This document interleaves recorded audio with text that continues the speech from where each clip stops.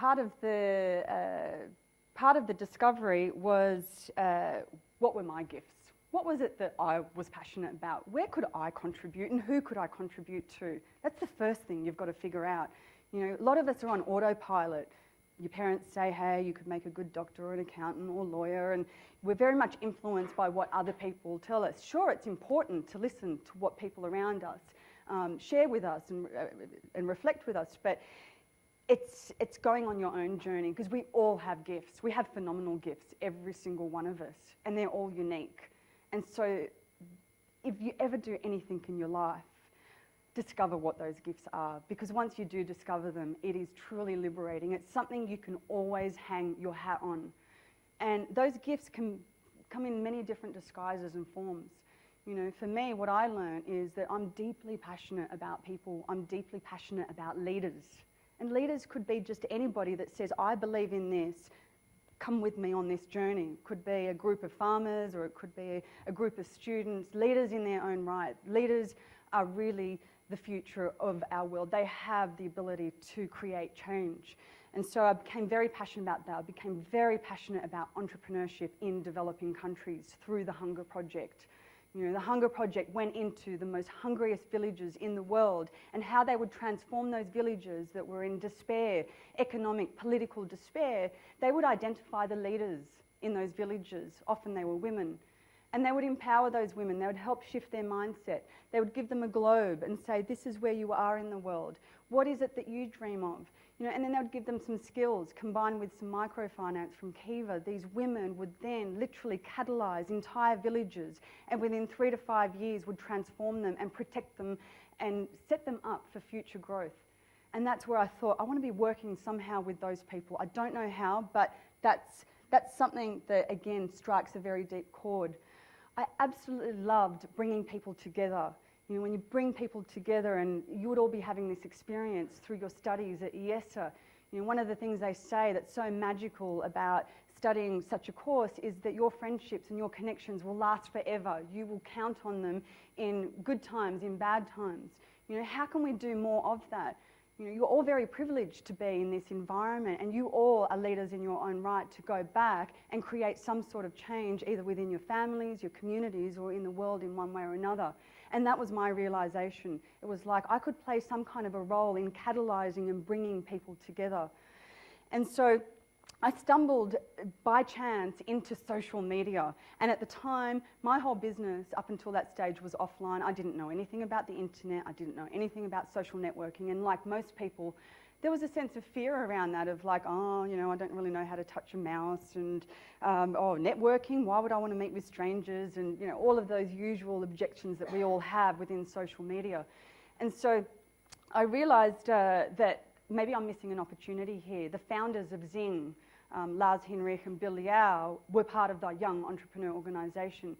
They said, come and join our journey. We're really building something special here. It's at the forefront of where the world is going to be heading. It's a business social network, and we connect people, business people.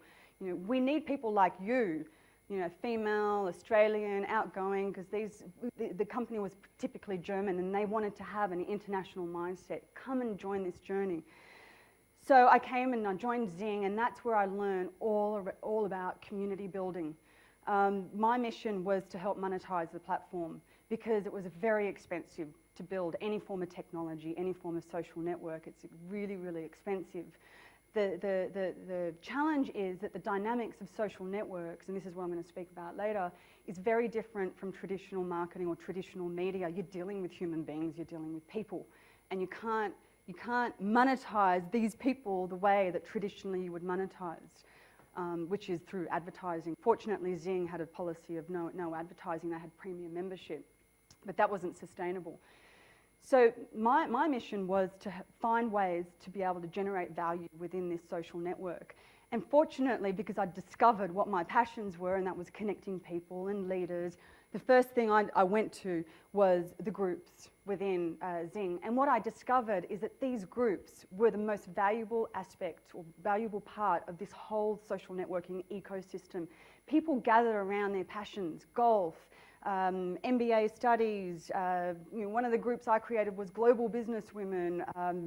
It every single topic you can think of, there were groups that were being created around that. As soon as we were able to implement business intelligence into the Zing platform, the first thing I asked them to do was, what percentage of members pay premium membership that exists within a group as opposed to those that don't, that are in the general platform that had millions of people? The results were astounding. The typical Zing, the ratio within the overall platform was around about 12%. It's now down to 9%. You know, it's still okay. You know, they're making quite a lot of money. But within the groups, it was between 20 to 70%. You know, and that was the big insight of that's where the value is. Okay, so how do we drive value? How do we really create a business strategy around this insight? Well, as soon as somebody joins Zing, why don't we get them straight away to join a group? Oh, you're passionate about golf? Come and join the golfing group.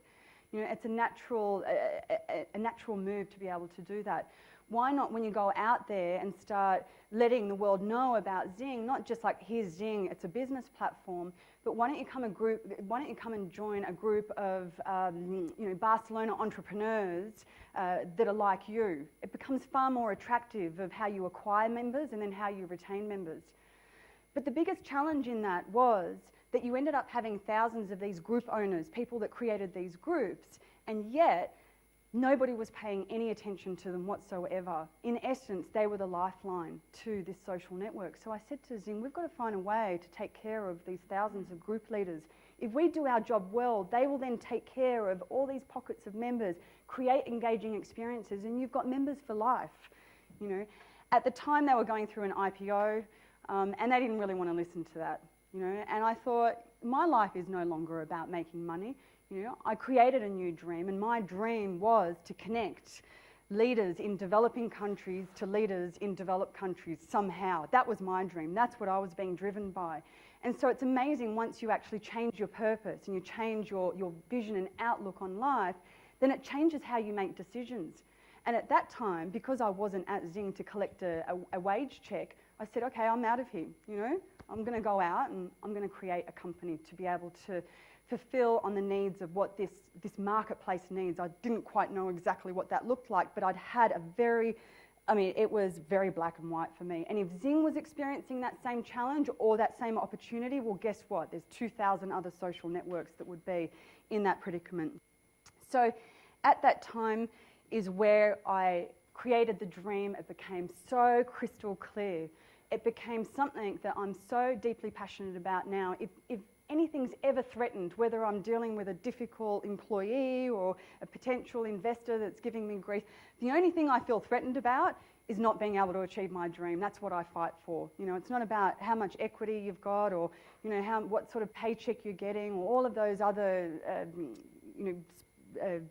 things that people usually obsess themselves about. It's about the dream.